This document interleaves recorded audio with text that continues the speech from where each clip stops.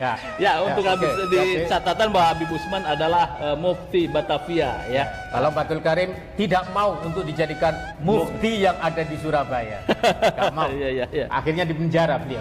Saya bin Abdul Karim bin Abdul Kohar bin Darus bin Kinan. Itu Oke. sudah masuk di Pantura. Iya. Pernah ribut sama Habib Usman. Oh iya. Tapi kan jangan diangkat. Oke. Tanahku yang ku cintai,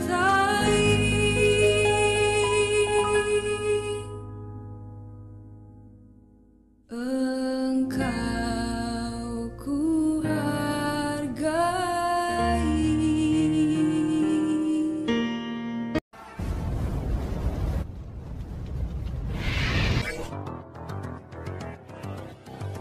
Assalamualaikum warahmatullahi wabarakatuh. Waalaikumsalam warahmatullahi wabarakatuh. Pemirsa pada Suat TV, saya bersama dengan Kiai Haji Munawir. Beliau adalah trah dari Sunan Ampel kalau saya lihat ya, dari berbagai literasinya. Nah, begini Kiai, ini kan rame nih tentang nasab. Nasab itu katanya menentukan nasib. Bahwa nasabnya klan Ba'alawi, ini menurut kajian kitab ya oleh salah satu seorang kiai, ini tidak tersambung nih. Bahwa Syekh Ubaidillah atau Abdullah itu tidak tersambung dalam kitab tersebut sebagai putra dari Syekh Ahmad Muhajir ya, Al-Muhajir bin Isa, sehingga ke bawahnya atau ke atasnya terputuslah ke Rasulullah gitu ya. Nah, di satu sisi juga ramai perdebatan. Anda sebagai trah Sunan Derajat ya, dari Sunan Derajat, termasuk juga Wali Songo gitu kan ya. Nah, Wali Songo juga dikatakan oleh sebagian orang bahwa trahnya Wali Songo, keturunannya Wali Songo itu terputus karena semuanya adalah perempuan. Nah, kurang lebih 500 tahun terputus. Nah, Anda kok diam saja ini? Ini bagaimana nih ceritanya? Ya biarin aja lah. Saya nggak mau bicara-bicara banyak-banyak karena memang ya kita itu menyembunyikan nasab. Oke, iya. Ya, kita nggak boleh membangga-banggakan. Kita sendiri itu mulai dari saya kan Muhammad Munawir, Iya betul. bin Muhammad Mawardi, Iya, bin Muhammad Mudhar, iya, bin Muhammad Zaid, iya. bin Abdul Karim. Nah, Abdul Karim inilah yang pernah ribut sama Habib Usman. Oh iya, Tapi iya. jangan diangkat. Oke. Ya, Untuk oke. habis di Jadi- catatan bahwa Habib Usman adalah Mufti Batavia ya. Kalau Pak Abdul Karim tidak mau untuk dijadikan mufti yang ada di Surabaya, nggak mau. Iya. Akhirnya dipenjara beliau. Saya bin Abdul Karim bin Abdul Kohar bin Darus bin Kinan. Itu Oke. sudah masyhur di Pantura. Iya, Jadi kita tidak boleh membangga-banggakan itu. Paling lucu, saya dulu pada waktu kantor Robitotul Alawin itu ada di Tebet. Saya diajak ke sana, Betul. saya diinterogasi. Saya katanya saya ini mengaku Habib gitu. Padahal saya nggak pernah ngaku Habib. Boro-boro ngaku Habib. Gus saja saya nggak berani. Iya. Akhirnya di situ itu dikatakan bahwa saya dimintai silsilah, saya sebutkan semuanya. Kamu ini nggak Habib, saya lucu. Lah siapa yang ngaku Habib? Katain bahwa Sunan Derajat itu Habib. Loh, ini siapa yang ngatain Habib? Sunan Ampel itu adalah Habib. Sunan Ampel itu menyerahkan katanya bahwa data-data anaknya ke Yaman. Loh, itu saya Ke Yaman itu ke mana? ke siapa? Yaman, ke Robito katanya. Robito itu kan belum ada itu. Robito Ya, itu belum 1900. ada lah. Kemudian Sunan Ampel itu 1500-an kan? Lah ya, iya, makanya kita itu kan nggak usah membangga-banggakan. Akhirnya saya tanyakan bahwa kami tidak pernah mengaku Habib, juga tidak mengatakan Sayyid. Gus juga saya kadang-kadang ada yang manggil Gus, ya silahkan. Iya. Tapi saya lupa itu siapa yang mengajak itu. Saya pokoknya dipanggil ke sana. Saya kemudian bahwa Mbah Sunan Derajat itu kalau dikatakan sebagai Habib, Iya. makomnya nggak ada tulisan apa-apa. Oh, gitu. Nggak ada. Di Iya. makomnya Mbah Sunan Derajat. Kita udah biasa masuk situ, itu udah biasa. Nggak Iya. ada tulisannya. Nggak ada tulisan Sayyid Sayyid atau macam-macam Habib, nggak ada. Raden. Nggak ada. Ya, Oke, kalau Sunan Derajat itu ya, Sunan Derajat atau Sunan Ampel, itu masuknya ada yang mengatakan sebagian buku-buku ya, mengatakan bahwa jalurnya adalah ke Ba'alawi gitu ya. Yang sebenarnya ini menurut catatan Anda dan keluarga, ini Sunan Ampel atau Sunan Derajat itu dari mana nih asal muasalnya, klannya? Jadi begini ya, jadi Mbah Sunan Derajat itu punya anak Sidik, yaitu kemudian daripada terasa ya, Maulana Sidik. Maulana Sidik punya bapak nama Sunan Derajat, Sunan Derajat punya bapak namanya Sunan Ampel, Sunan Ampel namanya Ibrahim. Nah Ibrahim kemudian menikahlah punya bapak namanya Jamaluddin Al-Akbar Al-Husaini yang kemudian dikenal namanya Jumadil Kubro. Oh iya. Ini ada Jumadil Kubro, ini adalah menantunya Sultan Turki, Sultan Muhammad I. Oke, wah subhanallah. Namanya Fatimah. Fatimah ya? Iya, tapi nggak pernah kita ngomong kita keturunannya Sultan Turki. Ya, gitu. Oh, jadi yang benar gitu dari terah ibu itu ke Kesultanan Turki. Ke Turki. Dari jalur perempuan itu sudah ada ke Turki dan juga ada ke Syekh Abdul Qadir Jailani. Oke, iya. Ini saya buka lo ya. Tapi hal-hal ini bukan untuk kesombongan. Oke. Jadi seperti buku-buku ini ada beberapa perintah jangan dibaca oleh orang sembarangan. Anak saya saja nggak boleh saya membaca. Oke, iya. Kau kemudian dari jalur Bapak itu kemana itu? Samarkand. Ke Samarkand. Oh, ke Samarkand. Jadi tidak masuk ke Yaman ya jalurnya. Tapi kalau ada yang membuat itu ya biasa saja. Kita nggak protes.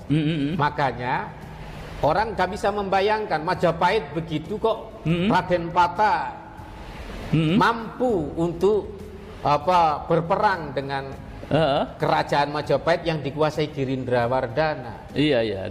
Karena di sini banyak cucunya Sultan Ottoman. Ottoman ya. Dinasti Utsmaniyah. Dinasti Utsmaniyah di situ ya.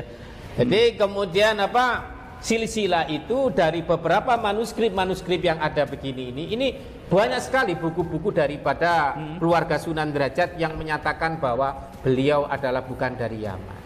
Tetapi mulai tahun 80-an ini kemudian dicantol-cantolkan kemana, dicangkok-cangkokkan ke Asmat Khan. Kemudian bahkan kemudian tidak diakui. Jadi nggak diakui. Kemudian nggak diakui sampai kemudian virallah Habib Bahar yang menyatakan bahwa cucunya Trah Wali Songo ini dari jalur sudah 500 musnah. Ya saya tertawa. Oh iya. Jadi kita itu nasab nggak terlalu kita bawa-bawa. Oke. Berarti dari jalur pihak Bapak itu ya, itu kemana itu ke atasnya? Ke Uzbekistan, Cina, begitu. Jadi kalau kita melihat itu nanti apalagi sekarang kan udah banyak tes DNA kan. Apakah saya sudah tes DNA? Nggak usah perlu disebut-sebutkan. Tapi kita sudah memahami bahwa kakek kita memang bukan dari Yaman. Bukan dari Yaman. Kalau andaikan dari Yaman, sejak dulu kita itu sudah membaca ratib. Oh iya. Tetapi betul. Mengapa kalau kemudian Wali Songo itu nggak membaca ratib? Memang bukan dari Yaman. Tapi sekarang ini mulai tahun 2000-an ini orang-orang mengenal ratib. Iya. Kemudian sekarang ini kemudian kembali lagi ke wiritannya para wali 9. Kayak seperti saya tadi itu, ini itu adalah wiritannya Sunan Derajat. Iya, jadi ciri khasnya memang dari Wali Songo adalah torikoh gitu ya. Torikoh. Oke. Kalau di sini disebutkan bahwa Mbah Sunan Derajat itu adalah Naksabandi. Jadi zikir khofi itu yang jadi buku-buku yang seperti ini. Nah, banyak sekali ini saya fotokopi saja supaya nanti enggak ada. Ini ada Sayyidul Ma'rifah, ada Syekh Majnun. Hati-hati kalau membaca kitab ini. Bisa ini ya. Kalau nanti nggak bisa jadi wali bener-bener bisa gila. Seakan-akan Syekh Majnun. Ente menjadi Syekh atau Majnun? Itu. Jadi Masya Allah kalau kita melihat di fenomena di Indonesia ini membangga-banggakan nasab itu tidak bisa. Iya. Oke. Coba lihat kita. Ada anaknya tukang sate aja hafal Al-Quran, bisa membaca kitab kuning. Di keluarga saya terutama dari Kiai Trahnya Kiai Haji Abdul Karim, jangankan bergerak Habib Sayyid, kita pakai emas aja nggak boleh. Oh gitu ya. Emas itu kan singkatan dari Maulana Sari. Bahkan Raden pun enggak. Oh, jadi disembunyikan itu aja? Enggak boleh, karena dulu Mbak Abdul Karim ketika ribut sama tidak mau menjadi mufti di Surabaya dan wilayah situ itu, kemudian Mbak Abdul Karim kan kemudian dipenjara. Oke. Dipenjara, setelah dipenjara itu dia menyembunyikan silsilahnya, semuanya istrinya yang merupakan cucunya Kanjeng Sepuh, keturunan daripada Mataram, itu gelar Raden dihilangkan. Menantunya semuanya keluarga Raden dihilangkan. Apalagi ngaku saya. Iya. Jadi madzhab 4 bukan Habib, bukan Alul, bukan Sayyid, bukan keturunan Rasul. Imam Syafi'i bukan. Imam Ahmad bukan, Imam Hambali bukan, Abu Hanifah. Tapi kita itu bermadzhab kepada salah satu ini. Apa nggak malu? Iya. Imam Al-Ghazali. Iya ya. Bukan Sayyid, bukan Syarif, tapi keilmuannya bisa menandingi. Betul. Menandingi. Siapa yang nggak kenal kitab Ihya Ulumuddin? Apa nggak malu? Iya. Penggagas akidah Ahlussunnah wal Jamaah, Al-Maturidi, Al-Asy'ari, bukan keturunan Rasulullah SAW. Bukan itu terkonfirmasi. Bukan. Jadi yang menjadi yang terkonfirmasi sebagai ahli Sayyid atau Syarif kan Syekh Abdul Qadir Al-Jailani. Iya. Itu udah masyhur ya. Udah masyhur. Jadi kita itu nggak usah mengadakan nasab. Ini menarik memang tentang nasab habaib, dan sampai sekarang walaupun sudah reda gitu ya, memang ini menjadi sebuah pembelajaran bahwa persoalan nasab habaib memang ada yang mempersoalkan. Begitu ya, Kiai, gituan ya. Jadi makanya Prof. Sulaiman Syihab mengatakan ya beda pandangan di pro dan kontra udah biasa. Apalagi ini adalah sebagai kajian ilmiah. Iya. Ayo kalau memang ini baru menghadapi Kiai Imad ya. Iya. Baru dari Dzuriyah Wali Songo 1. Bagaimana kalau Dzuriyah para kiai-kiai yang sangat besar itu kemudian juga meneliti. Untung saja ini nggak dibasul masail kan. Khawatir nanti kalau dibasul masail walhasil Iya. kan bahaya. Iya. Jadi kita itu seakan-akan dipaksa untuk mempercayai mereka. Dan kemudian Wali Songo adalah benar-benar terputus. Oke, pemirsa, luar biasa ini bincang-bincang santai bersama Kiai Munawir tentang nasab habaib dan terah Wali Songo. Jadi intinya bahwa jika terah Wali Songo menghargai peran-peran habaib adalah karena kesalehannya, keilmuannya, ketakwaannya. Begitupun juga gituan ya. Harapan yang sama juga bahwa para habaib pun di masa lalu itu sangat menghormati pada terah-terah Wali Songo atau kiai-kiai, sehingga hidup tentram, aman dan damai.